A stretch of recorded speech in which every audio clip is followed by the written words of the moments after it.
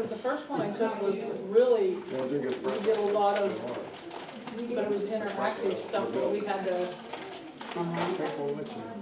Yeah, Joy, you were saying earlier when we first started that they have made it a law now that we pull over. Teaspoons. Yes, it says a move over law. It Just is a law. Kansas or all states? All states have a version of it now, but our Kansas does definitely have a move over law. What Even about- if you can't move over, you're supposed to slow down if you can't move over.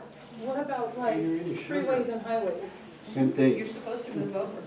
Okay, well, I do, but I went to Oregon one time and there was emergency vehicles going down the highway. Everybody's just going and I'm pulling over and I'm going. It's so rude, I know. I pulled over and stopped.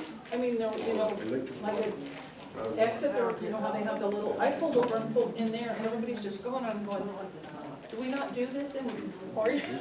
Every state, it does, every state has a law, but whether people follow it or not, you never Because know. I was gonna say, I knew we did it in Kansas, but, so I did it in Oregon, and I thought, I was the only one to do it. That's terribly rude, I know. All right, Alicia's gonna take the chapter 3, get you through chapter 3.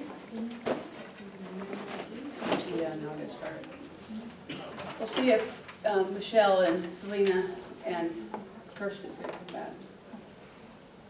Give them another second or two, or 3 or 4, or 9.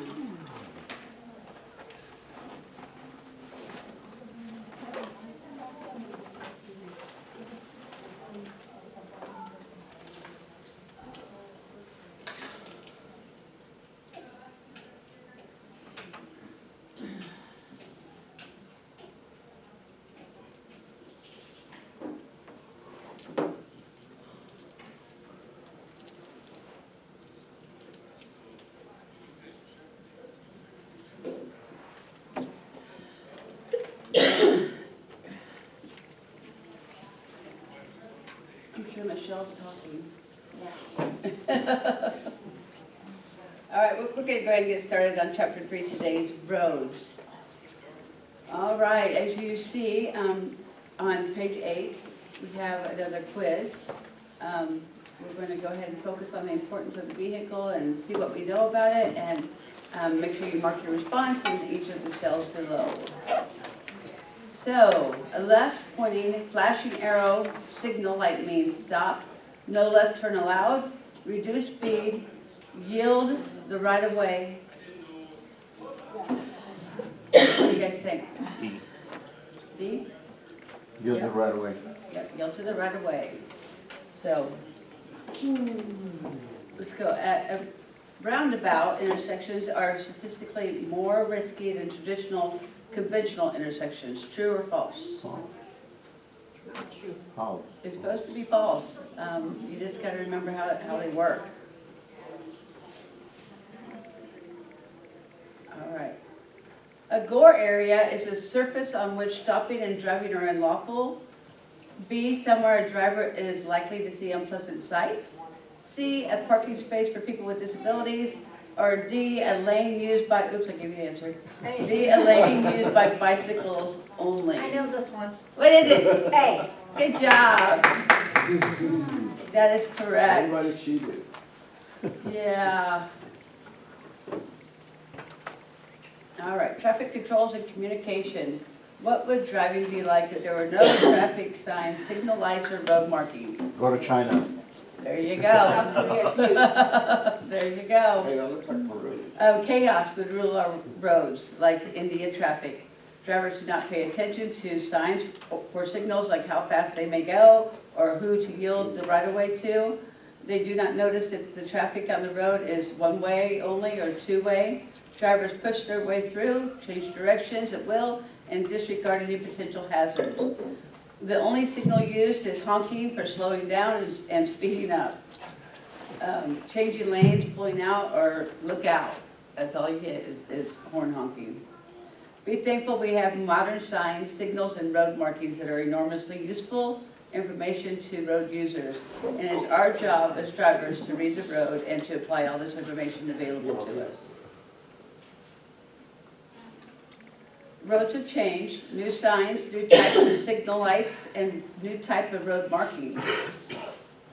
So up there on the top, we have the alternate merge lanes, that's big cities. That intersection, I see that a lot, like in Utah, I've seen.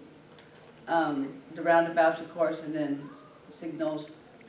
They are all aimed to help us as drivers. It's important to know what they mean. You already know what a stop sign looks like and what it means, or a yellow signal light means. See what you know about signs, signals, and pavement markings. You're about to see a photo of a travel lane. What does this green colored lane communicate to road users? If you have a smart car, you can drive on that. Eco-friendly. No, bicycles. Yeah, who drives a smart car? It's bicycles. I see one on there. Yeah, I saw this down there on 21st Street, in front of the Y. Yeah, 21st and 135, how they painted it green. Ese es tuyo, ¿eh? Yeah, it's pretty cool. No, And so it marks it for bicycles, and yeah, that's where I saw that at. So a flashing yellow arrow traffic signal means the same as yield signs. A driver may turn left, and doing so does not cause another road user to change speed, position, or direction. There is one on Greenwich by the Starkey Sports Complex that flashes like that. All right, a flashing yellow, or I already did that, I think. Okay, we have two signs shown in black and white. What color are they? What about, so what the in-road work is, what color? Orange. And the N255? White. Good job. That's orange. Well, The In real life, the it's in-road work is orange. orange. Yeah, it'll come up. Orange is a temporary work zone sign, and then the N250 sign is a regulatory sign. It shows the fine for the speeding zone, so. Oops, sorry, there's the orange and there's the white. Oh, good. What does this dark lane mean? Dark red lane mean? What is it communicating to drivers? you cannot We park should know there. this one. no parking. Fire lane. Fire lane. That's only. Bus only. This color is sometimes No, reserved for only bus bus. only lanes, like the green lane. You may not drive in this lane unless you are driving a bus.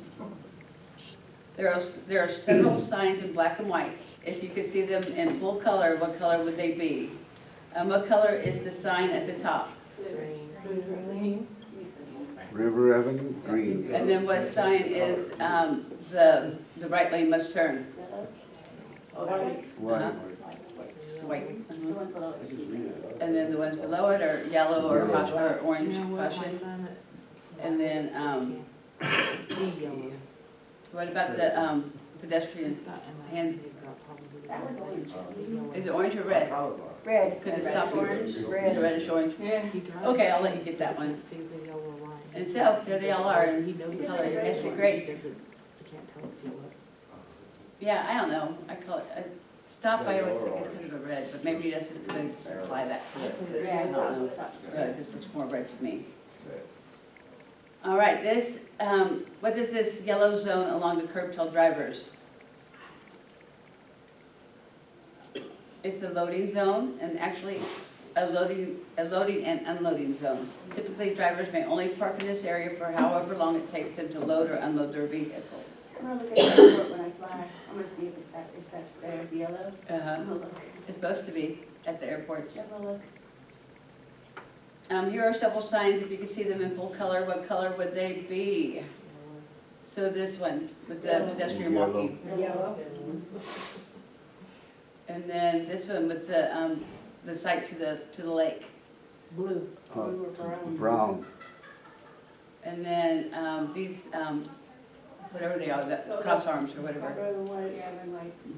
Maybe orange, I'm not sure.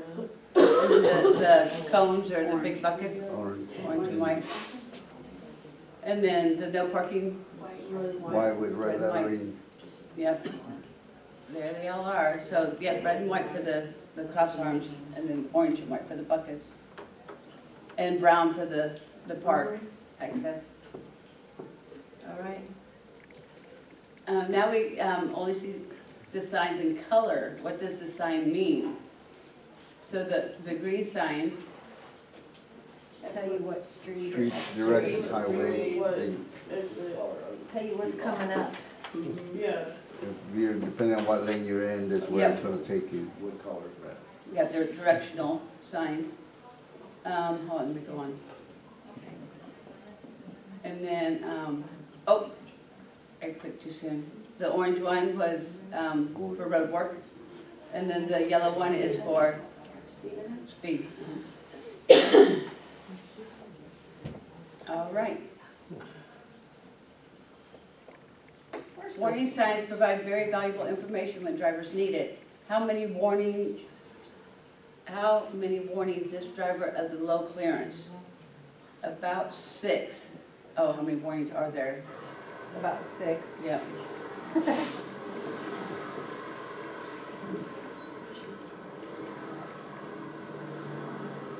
It's gonna hurt. Here he comes.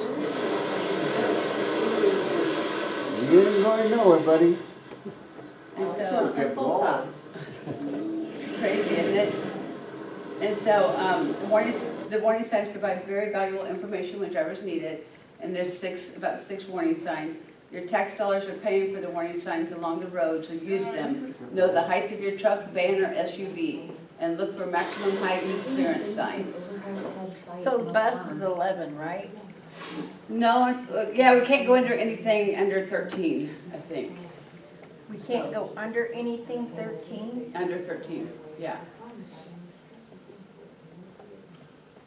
Flashing arrow traffic signals can be red or yellow, or a flashing red arrow traffic signal is the same as a stop sign. A flashing yellow arrow traffic signal is the same as a yield sign. Flashing left pointing arrow signals are replacing flashing red arrow. Flashing left pointing arrow signals are replacing flashing red arrow signals in some jurisdictions. A solid arrow traffic arrow signals can be red, yellow, which is amber, or green. A solid red traffic arrow means it's unlawful to proceed in the indicated direction.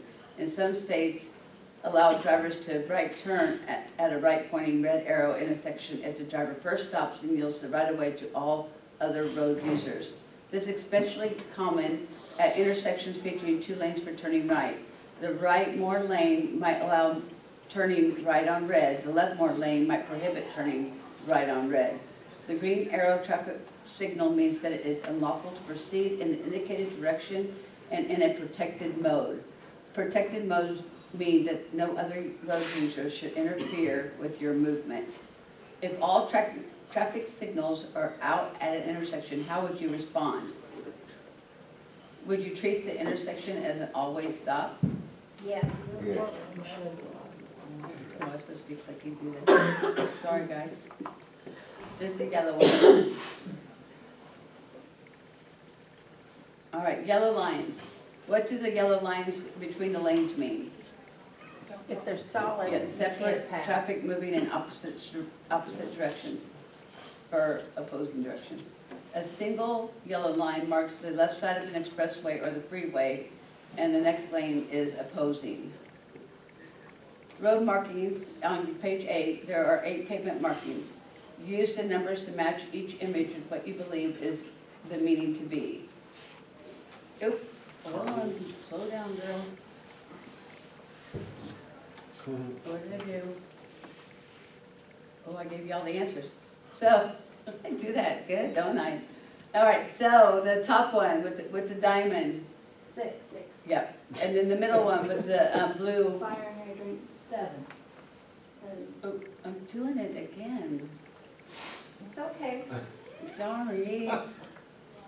Okay, and 7, some cities and towns place blue reflectors between travel lanes. This is a common suburban roads and streets and in residential neighborhoods. They're very important to firefighters. To connect fire hose to hydrants is very important when a water supply is needed to combat a fire. The next one, 8. the striped area is known as a gore area. They are safety zones where driving and parking are unlawful. Next one. Sorry. 5, 2. Oh, yeah, 3. Sorry, Cheryl. I know, I'm so bad. What is it, 3? Three. This interesting mix of symbols is called a sharo. It is a combination of share and arrow. Sharos are used to indicate where motorists and bicycles must, by law, share a lane. And then the next one would be the guild lines. They are one of the most recent additions to modern pavement markings, sometimes referred to as shark teeth. Four is the next one. Shared left turn lanes may be used by drivers from either direction. And 2, the bike boxes are being designed in town and city streets to reduce risk and encourage bicycling. Bicyclists use a bike lane to reach the bike box. The box is a staging area in which bicyclists wait for the traffic signal to change in their favor. Bike boxes are extra useful when a bicycle wishes to turn left. Turning left is especially risky when performed from a right side bicycle lane. The next one is 5. And the 2 white symbols, one in each of the 2 lanes, mark a speed table. The traffic engineers refer to these as raised humps as traffic calming devices. So they're like speed bumps, intended to slow traffic. And here's all your answers. Did you get them all down? All right, communication, all road users benefit by enjoying a smoother traffic flow, minimizing conflict and stress. The first step in successfully communicating with other road users is letting them know that you're there. That means being visible to others as possible, and driving with your headlights on at all times is a great start. The easier you're able to see, the easier others will be able to avoid you. As you can see, even in daylight, approaching vehicles are much more visible with their headlights on. What other road users also really want to know is what to do if you intend to do or intend to do next, such as when and where you plan to turn. And your turn signals are the quickest and easiest way to let them know. Though you may have gotten out of the habit, let others know what you plan to do by signaling every time you intend to change position or directions. This means anytime you plan a lane change, turn at an intersection, enter a highway, or leave a highway, signal as early as you can without causing confusion. So this video is difficult to overestimate the value of effective communication among road users in helping prevent conflict. The better other drivers understand what you plan to do, the lower chance they will interfere with you. Making the small effort to communicate consistently pays off every time you drive. The first step in successfully communicating with other road users is letting them know you are there. That means being as visible to others as possible, and driving with your headlights on at all times is a great start. The easier you are to see, the easier others will be able to avoid you. As you can see, even in daylight, approaching vehicles are much more visible with their headlights on. What other road users also really want to know is what you intend to do next, such as when and where you plan to turn. And your turn signals are the quickest and easiest way to let them know. Though you may have gotten out of the habit, let others know what you plan to do next by signaling every time you intend to change position or direction. This means any time you plan to change lanes, turn at an intersection, enter a highway, or leave a highway. Signal as early as you can without causing confusion.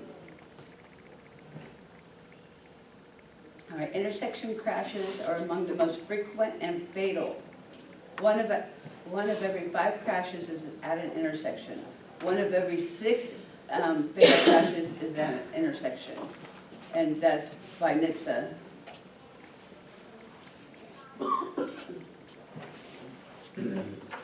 Looking at a crash reports from over a period of 10 years, on average, one of every 3 crashes is a rear-end collision at an intersection.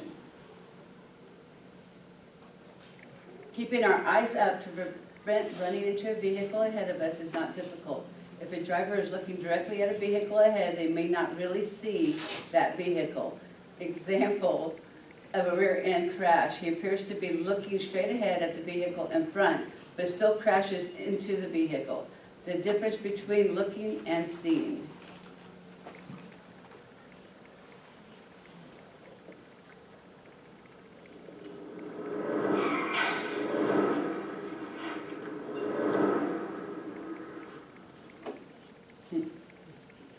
Wasn't he the same guy that flew over into the driver's seat? Maybe a little different. Why do crashes occur at intersections? NHTSA examined over 750,000 collisions that occurred at intersection where the driver had directly contributed to the crash. NHTSA is the National Highway Traffic and Safety Administration. 4 factors seem to very much stand out. On page 8, we're going to rate the frequency of reasons for crashes at intersections. And so, let's see, 4 crash types. Write the number 1 next to the cause you think is the most frequent. If you need help, the next slide will give us percentages. So the most frequent ones. Missed seeing something in or near the intersection or turned when the view was blocked. Performed an illegal maneuver. Misjudging a gap in traffic or another's vehicle speed. Made a false assumption about another driver's next action. They continued straight ahead instead of turning. And so the misjudged gap in speed is 6%. They're in reverse order. And then the third is performed an illegal maneuver, 7%. This could be like speeding, changing lanes within the intersection, failing to yield the right of way. 2 is making a false assumption, that's 8%, about another driver's next action. A driver turning instead of driving straight, 8% of the intersection, 8% of the intersection crashes. The first is missing something in or near the intersection, or turned when the view was blocked. 52%, a little over half. So make sure you're keeping your eyes up and your brains on. And then read the road again is the eyes up, anticipating their next move, your big donut is face. So I guess that's the next one we're doing is the eyes up, brains on. Oh, I missed that one. What am I doing here? I did miss that one. I don't know what we're doing. Okay, so anyway, anticipate their next move, big donut is face. What can we do to avoid being involved in an intersection crash? Page 9, we've got intersections, do and don'ts at intersections. What do you think we might be able to do that help us avoid being in a crash? Okay, the lights. Yeah, and some of the things like they say is visually clear each intersection as you approach it. Identify all traffic controls in advance. Get a big picture. Yeah, locate any nearby or any vulnerable road users like pedestrians or bicycles for sure, especially with us being in a bus. And, keeping both hands on your steering wheel, little things. And some don'ts are don't stop close to a vehicle ahead or too close. Don't drive any faster than is safe, even if it's under the speed limit. If you are the first driver stopped at a red signal, it doesn't mean that you get to enter the intersection first. So whoever yields the right-of-way might have, no one has ever yielded their right-of-way into a collision. I think is what that saying is. So those are just a few of them. Oh, sorry, I was reading them and you guys could read them yourself.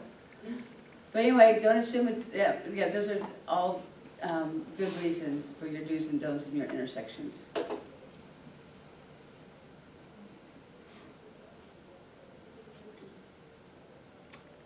We've got another video to watch. The video about driving safely into and through intersections. Well, it's common at intersections, and the key to staying out of it is all in your approach. Search for all the traffic controls that are in play. Signs, signals, road markings, the works. Identify any vulnerable road users that are nearby or approaching the intersection. Make sure you let the other road users know what you intend to do next.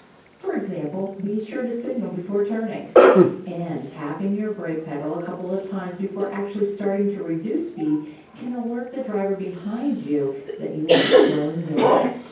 This will help prevent you from being struck from behind, a very common type of collision. Before entering the intersection, make sure there's plenty of space on the far side for your vehicle. Yield the right of way as appropriate. Cover your brake pedal with your right foot so you can brake even more quickly as you drive through, just in case you need to. Last, stay in your lane both as you approach and as you drive through the intersection. The video mentioned tapping your brakes a couple of times before actually starting to slow down. Since the human eye is attracted to motion, the driver behind will more likely see that you are slowing down. Your 6 refers to the area behind you. If the 12 o'clock position was directly ahead of you, putting the 6 o'clock position directly behind you. It's an old fighter pilot term to watch your 6 for any aircraft following behind trying to shoot you down.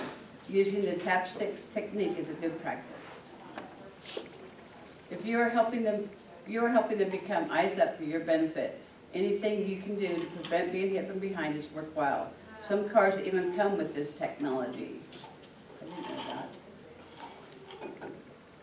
that. So the video also mentioned covering your brake pedal. Ideally, you should start covering your brake as soon as you approach an intersection, not just while actually driving through the intersection. So just position your right foot just above the brake pedal, but not touching the brake pedal, but ready to press the pedal if needed. As you approach an intersection, you watch for still green traffic signals. If it has been green for a while, it is more likely to change to yellow as you approach. Don't stop too close to a vehicle ahead. Stop far enough back that you can see the rear tires of the vehicle ahead touching the pavement, plus a little road surface between those tires and the front of your vehicle. This leaves enough space for you to steer sharply and drive around either side of the vehicle in front of you. A good rule of thumb is to have enough space between the tires and the top of your hood if you hold your thumb up. Unprotected left turns across oncoming traffic is a very high-risk maneuver. Judging the speed of an approaching vehicle and accurately assessing the size of the gap between the approaching vehicle is very difficult. Do you pull into the intersection on a green light to wait for crossing traffic to make a left turn? Are you allowed to do this in a bus? You must be patient and make absolutely sure the way is clear. Or find a location where your left turn can be protected with a green arrow. Roundabouts. Yay, we love roundabouts. We got a video about them.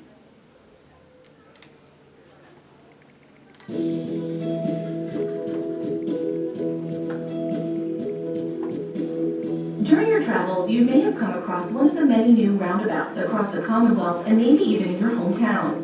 Roundabouts provide for increased capacity of vehicles through an intersection because they allow traffic to continuously flow, yielding only until a gap in traffic is available. Here in Pennsylvania, where intersections were converted to roundabouts, fatalities and major injuries were significantly reduced, as were moderate and minor injuries. So how does a roundabout work? When approaching and entering a roundabout, motorists should slow down and be prepared to yield to pedestrians in the crosswalk. Once at the yield line, motorists should look left to check for approaching traffic within the roundabout. Remember, circulating traffic has the right of way. When there is a safe gap, motorists may enter the roundabout. Once a motorist has entered the roundabout, they should proceed to their exit point. As they approach their exit point, motorists should use their right turn signal. Upon exiting the roundabout, motorists must be aware of pedestrians and be prepared to yield to those in the crosswalk. How do multi-lane roundabouts work? Multi-lane roundabouts work similar to single-lane roundabouts. The only difference is picking the correct lane prior to entering the roundabout. If a motorist wants to make a right turn, they must be in the right lane unless otherwise marked. Motorists wishing to travel straight may be in either lane unless otherwise marked. When turning left or making a U-turn, motorists must be in the left lane unless otherwise marked. Once a motorist is in the proper lane for the direction they wish to go, they may approach, circulate, and exit the roundabout as they would a single-lane roundabout. Do not change lanes within the circulating roadway. Motorists using the inside lane should only cross the outside lane upon entry and exit. What should you be prepared for when driving in a roundabout? Motorists should be prepared for anything, especially emergency vehicles, large trucks, bicyclists, and pedestrians. When emergency vehicles are approaching, do not enter the roundabout. Pull to the side. If you are in the roundabout, exit at your intended exit, then pull to the side. Do not stop in the roundabout. Motorists should be aware of large trucks in a roundabout. There is typically a truck apron provided around the center island for truck trailers to track onto. The aprons are meant for the trailers of large trucks to traverse as needed. In many multi-lane roundabouts, trucks may need to use more than one lane. Motorists should not attempt to pass trucks in a roundabout. Motorists should watch for bicyclists, as they may maneuver through the roundabout as either a pedestrian or a vehicle. Motorists must never overtake a bicyclist in a single-lane roundabout and must help keep pedestrians safe. And so what two locations might you encounter pedestrians when using the roundabout? The entrances and exit. Good job. As you approach the yield line to enter a roundabout, from which direction should traffic be approaching? The left only? And that is one of the benefits about a roundabout. Vehicular traffic should be approaching only from one direction, the left. What is the only difference between a single lane roundabouts and multiple lane roundabouts? Headaches. The lane you enter. Typically, in a two-lane roundabout, you enter in the lane to turn right or to continue straight. And enter in the left lane to turn left or reverse direction, going all the way around in a U-turn, back in the direction which you came. You may change lanes once when you change lanes once you are in a roundabout. No. Changing lanes is not permitted. If you are approaching a roundabout and an emergency vehicle is also approaching, are you allowed to enter the intersection? No. Right. You should pull off to the, to the side off the road and wait for the emergency vehicles to pass. I think I went too far, but anyway, traffic does not stop unnecessarily. It reduces driver waiting times by up to 20%. Since drivers are not stopped waiting in traffic, they can get to the intersection faster. Significantly safer because no driver turns left in front of another driver. The risk of a head-on collision is greatly reduced. Serious injuries and fatalities are decreased by as much as 75%. Crashes at roundabouts are fewer. Roundabouts reduce intersection crashes by 40%. They occur at lower speeds and involve smaller angles of impact. They use no electricity for traffic signals. It saves money and conserves natural resources. More environmentally friendly. The drivers spend little or no time stopping. Less time spent idling means less pollution, and many roundabouts are aesthetically pleasing. They tend to be nicely designed and built and attractive to the eye.